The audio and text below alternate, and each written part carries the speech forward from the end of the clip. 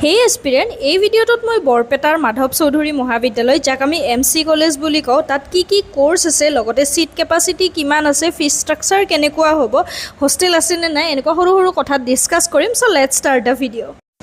ইয়াতে গ্ৰেজুৱেশ্যনত তোমালোকে BSc BA BCA আৰু বিএসসি আইটি কৰিব পাৰিবা সো বিএসসিৰ কাৰণে টোটাল সিট আছে 400 বিএত আছে 600 বিসিএৰ কাৰণে 30টা আৰু বিএসসি আইটিৰ কাৰণে আছে 30টা এতিয়া মই প্ৰথমে একদম আৰ্টছৰ পৰা কওঁ কি সাবজেক্ট আছে অসমীয়া আছে এমআইএলৰ কাৰণে বেলেগ অলটি বা বেলেগ তেনেকুৱা সাবজেক্ট নাই নেক্সট আছিল ইংলিশ বাকি মেইন সাবজেক্ট এটা শুনি লোৱা economics education history philosophy political science anthropology আৰু জিওগ্ৰাফি বহুতে এন্থ্ৰোপলজি সাবজেক্টটো বিচাৰি থাকা তো বৰপেটাৰ এমসি কলেজত তোমালোকে পঢ়িব পাৰা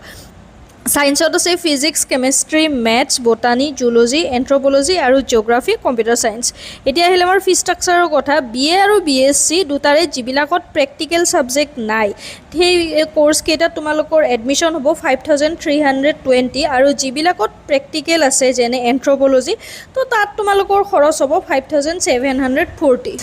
আকৌ বহুতে হোস্টেল আছে নে নাই জানিব বিচাৰা তো ইয়াতে বয়জ আৰু গাৰ্লছ দুয়োখন হোস্টেলে আছে দে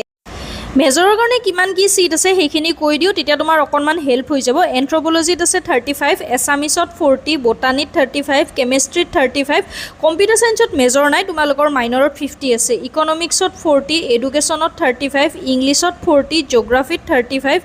হিষ্ট্ৰী ম্যাথছ আৰু ফিলসফি এই গুটেকেটাত 40 আছে ফিজিক্সত 35 পলিটিক্যাল সায়েন্সতো 40 আছে আৰু জুলজিত আছে 35